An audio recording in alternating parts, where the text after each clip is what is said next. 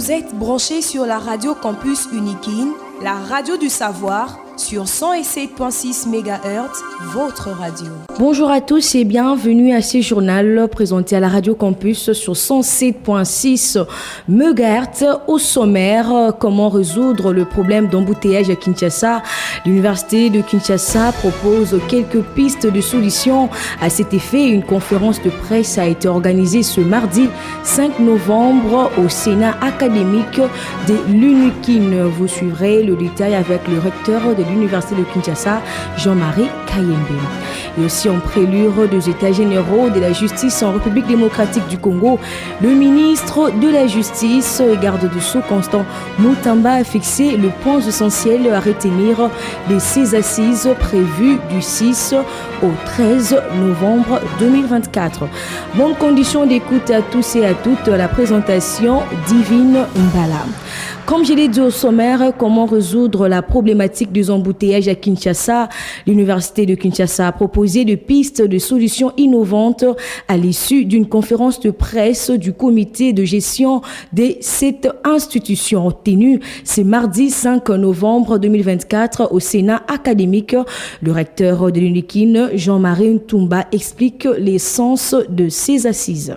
D'aucuns se plaignent aujourd'hui de la situation quasi ingérable. Et Kinshasa ressemble à ce jour à une capitale dans laquelle l'embouteillage entraîne non seulement des perturbations d'ordre physique et organisationnel, mais également, on dirait même, des perturbations au niveau scientifique. Unikin Solutions a refusé de s'inscrire dans l'accoutumée de vivre comme une fatalité ce problème qui, lui aussi, peut trouver des solutions lorsqu'il y a collusion positive des intelligences. Il est temps aujourd'hui que l'université Solutions, l'UNIKIN, participe à apporter sa part, à résumer la réflexion qui a été menée pendant près de 72 heures, la rendre enfin aux consommateurs. Nous avons déposé auprès du cabinet du président de la République l'opus issu de l'intelligence et des réflexions de plusieurs. Madame la Première ministre, chef de gouvernement, a également reçu modestement les réflexions qui seront soumises à la décision. Les utilisateurs principaux étant le ministère de Transport au niveau national, mais aussi et d'abord le ministère de Transport au niveau provincial. L'université Solutions, c'est son rôle. Le rôle de porter la réflexion de plusieurs experts, la canaliser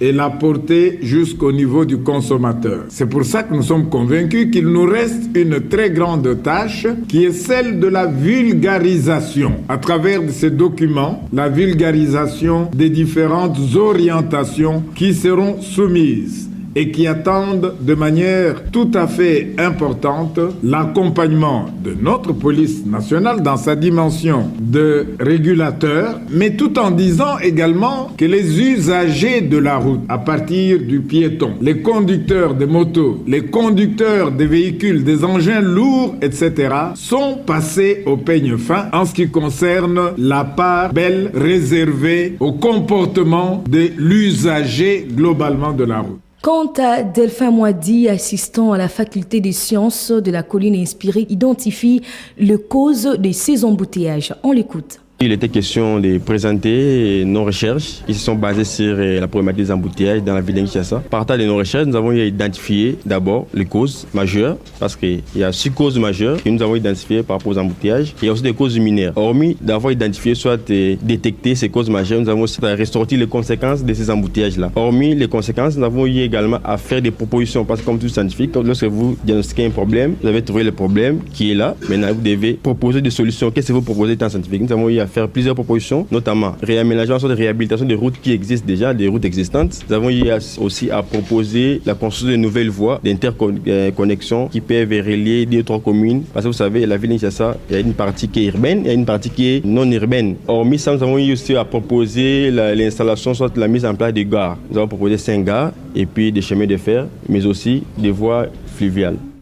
Dans ces mêmes ordres d'idées, Fidèle Nsadi, chercheur à l'université de Kinshasa, propose une solution d'intelligence artificielle dans la gestion des circulations routières. En tant que chercheur de l'université de Kinshasa, issu de la faculté polytechnique, nous sommes venus présenter une solution d'intelligence artificielle qui pourrait aider dans la gestion de la circulation routière. Et c'est dans le cadre de cette activité lancée par l'université de Kinshasa que nous avons réfléchi pour mettre en place une solution que nous avons appelée Curis AI, qui permettra de réguler les différents faits de circulation, d'entraîner des modèles pour identifier le comportement des usagers de la route et d'apporter des solutions par rapport à tous les problèmes que nous remarquons liés à l'embouteillage. Notre solution s'intègre dans un ensemble de solutions qui est mis en place. Nous n'avons pas la prétention d'apporter une panacée au problème des embouteillages, mais nous avons la prétention d'apporter une solution qui va aider dans cet ensemble des mesures qui vont être prises, que ce soit des mesures structurelles ou des mesures conjoncturelles.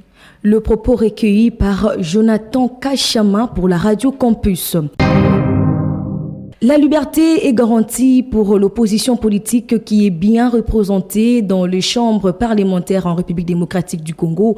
C'est exposé de Patrick Mouyaya, ministre de la Communication et porte-parole du gouvernement congolais au cours d'un conseil de droits de l'homme de l'ONU. On écoute Patrick Mouyaya.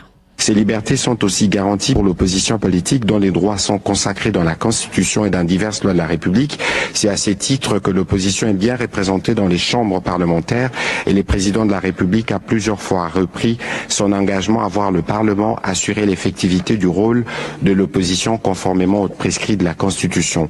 À propos de la situation sécuritaire à l'Est qui constitue pour nous l'épicentre des crimes odieux et graves et situations de graves violations de droits de l'homme que les États membres ont abordé tout à l'heure, qui touchent à la fois les enfants, les femmes ou encore les journalistes qui sont pris pour cible, le gouvernement a défini une stratégie claire pour répondre de manière efficace à cette crise qui dure depuis plus de 30 ans, notamment en ayant un front militaire. Aujourd'hui, nous observons un cessez-le-feu. D'ailleurs, au moment où nous parlons, la ministre des Affaires étrangères se trouve dans le Nord Kivu où, dans le cadre de la médiation angolaise, on va mettre en place un mécanisme de surveillance du cessez-le-feu.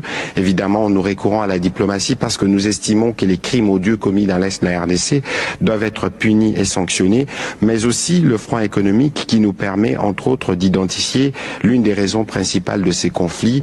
On travaille donc sur la traçabilité et on travaille en faisant donc les plaidoyers des actions à l'international pour que tous ceux qui s'approvisionnent dans les minerais d'essence cessent de le faire, aussi sur le plan judiciaire, parce que si nous voulons que cessent les crimes commis dans l'Est de la RDC, il faut qu'il y ait une justice efficace. Parlons justice à présent. Quelques jours avant le déroulement des états généraux de la justice congolaise, le ministre de la Justice Constant Moutamba a présenté ce lundi 4 novembre devant la presse le point essentiel à retenir de ces assises prévues du 6 au 13 du mois en cours. Il en appelle à ce stade tous les acteurs de la justice à des analyses plus approfondies. Nous sommes en train de parler des états généraux de la justice congolaise. Sous le thème « Pourquoi la justice congolaise est-elle malade ? Quelle thérapie pour la guérir ?» Rappelez-vous, le chef de l'État, par plus d'une fois, lors de ses prises de parole en public, il n'a eu de cesse à décrire les dysfonctionnements de notre justice. Justice entendue au sens polysémique. Justice qui va au-delà d'une composante, qui implique, au-delà de la légalité, l'équité. Au-delà de l'équité, la moralité. Au-delà de la moralité, l'éthique. Le chef de l'État s'est plus d'une fois plaint de la manière dont notre justice était distribuée dans la société. Mais il était question pour son ministre, son nouveau ministre de la Justice, de pouvoir analyser à fond, en synergie avec tous les acteurs de la justice, le pourquoi de ce constat du chef de l'État. Il nous est paru essentiel, urgent, sur base des instructions donc, du magistrat suprême, de pouvoir organiser un cadre d'échange pour faire un diagnostic sérieux, pour faire une autopsie réelle de la situation de l'état de santé de notre justice. Quelles en sont les failles et quelles sont les solutions qui peuvent être envisagées, les réformes courageuses, audacieuses, qui peuvent être envisagées utilement et urgemment pour pouvoir faire profiter notre justice au peuple congolais.